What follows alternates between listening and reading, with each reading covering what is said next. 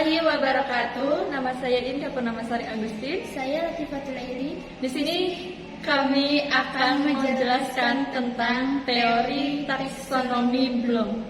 Pengertian taksonomi Bloom. Taksonomi berasal dari bahasa Yunani taksis yang berarti pengaturan dan nomos yang berarti ilmu pengetahuan. Taksonomi berarti ilmu yang mempelajari tentang klasifikasi. Taksonomi ini mengklasifikasikan sasaran atau tujuan pendidikan menjadi 3 domain ranah kawasan. Yang pertama yaitu kognitif, afektif, dan psikomotor. Dan setiap ranah tersebut dibagi kembali ke dalam pembagian yang lebih rinci. Ini berdasarkan hierarkinya. Lanjut yaitu klasifikasi taksonomi Bloom. Yang pertama itu ada ranah kognitif domain. Ranah kognitif merupakan segi kemampuan yang berkaitan dengan aspek-aspek pengetahuan, penalaran, atau pikiran. Bloom membagi arah kognitif ke dalam 6 tingkatan atau kategori, yaitu pertama, pengetahuan atau disebut dengan knowledge. Pengetahuan mencakup ingatan akan hal-hal yang pernah dipelajari dan disimpan dalam ingatan. Yang kedua yaitu pemahaman atau disebut dengan comprehension. Di tingkat ini seseorang memiliki kemampuan untuk menangkap makna dan arti tentang hal yang dipelajari. Yang ketiga yaitu penerapan atau application.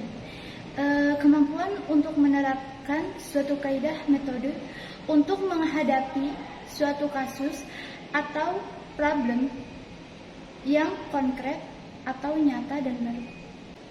Yang keempat yaitu analisis. Di tingkat analisis, seseorang mampu memecahkan informasi yang kompleks menjadi bagian-bagian dan mengaitkan informasi dengan informasi lain. Yang kelima yaitu sintesis atau disebut juga sintesis. Kemampuan ini mengenali data atau informasi yang harus dapat untuk menghasilkan solusi yang dibutuhkan.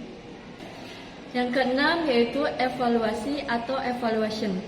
Kemampuan untuk memberikan penilaian terhadap suatu materi pembelajaran, argumen yang berkenaan dengan sesuatu yang diketahui, dipahami, terus dilakukan, dianalisis, dan dihasilkan.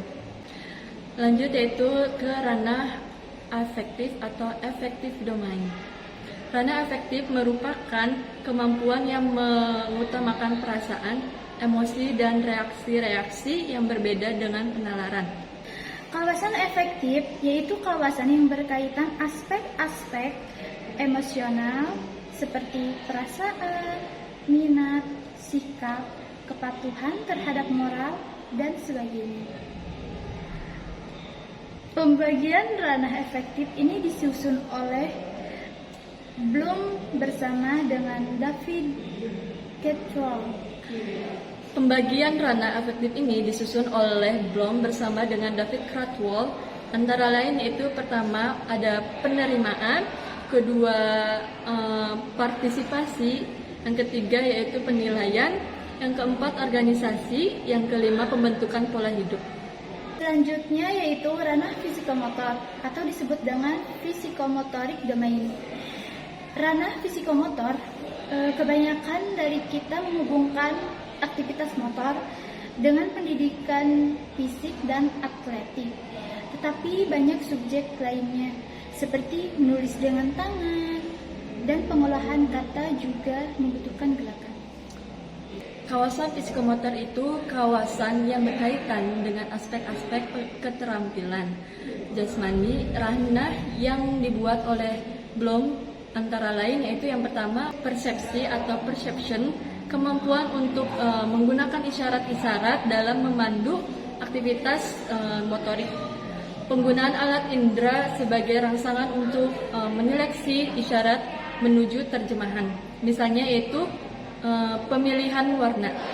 Yang kedua yaitu kesiapan atau safety. Kemampuan untuk menempatkan dirinya dalam menilai suatu gerakan kesiapan fisik, mental, emosional untuk melakukan gerakan. Misalnya proses start lomba lari.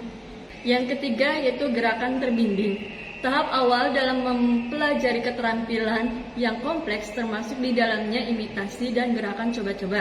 Misalnya yaitu membuat lingkaran di pola. Yang keempat yaitu gerakan terbiasa. Kemampuan melakukan gerakan tanpa memperhatikan lagi contoh yang diberikan karena sudah dilatih secukupnya. Misalnya, melakukan lompat tinggi dengan tepat. Yang kelima yaitu gerakan yang kompleks. Kemampuan melakukan gerakan atau keterampilan yang terdiri dari banyak tahap dengan lancar, tepat dan efisien. Gerakan motoris yang terampil di dalamnya terdiri dari pola gerakan yang kompleks. Misalnya yaitu bongkar pasang peralatan dengan tepat. Selanjutnya yaitu keenam, penyesuaian pola gerakan. Menyesuaikan pola gerakan dengan persyaratan khusus yang berlaku, keterampilan yang sudah berkembang sehingga dapat disesuaikan dalam berbagai situasi.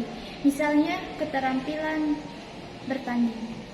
Yang terakhir yaitu kreativitas, kemampuan untuk melahirkan pola gerakan suatu baru atas dasar prakasa atau inisiatif sendiri. Misalnya yaitu kemampuannya membuat kreasi tari baru. Lanjut yaitu ke teori belajar yang melandasi taksonomi Bloom. Yang di dalamnya yaitu terdapat teori belajar behavioristik atau tingkah laku. Para ahli yang banyak berkarya dalam aliran behavioristik antara lain yang terkenal adalah teori kognitionis dari Thorndike, teori classical conditioning dari Pavlov, dan teori operant conditioning dari Skinner. Selanjutnya yaitu ada teori belajar kognitif. Teori kognitif menekankan pentingnya proses mental seperti berpikir dan memfokuskan pada apa yang terjadi pada pembelajaran sehingga dapat menginterpretasi dan mengorganisir informasi secara aktif. Yang pertama yaitu awal pertumbuhan, yang kedua yaitu ada teori cognitive field, yang ketiga yaitu ada teori cognitive developmental, dan yang keempat yaitu ada teori discovery learning. Yang terakhir yaitu ada teori humanistik. Para pendidik membantu peserta didik untuk mengembangkan dirinya dengan mengenali dirinya sendiri sebagai manusia yang unik, membantunya dalam mewujudkan potensi-potensi yang ada pada diri mereka. Jadi kesimpulannya yaitu teori belajar taksonomi Bloom adalah teori yang mempelajari tentang klasifikasi. Terima kasih. Cukup sekian. Wassalamualaikum warahmatullahi wabarakatuh.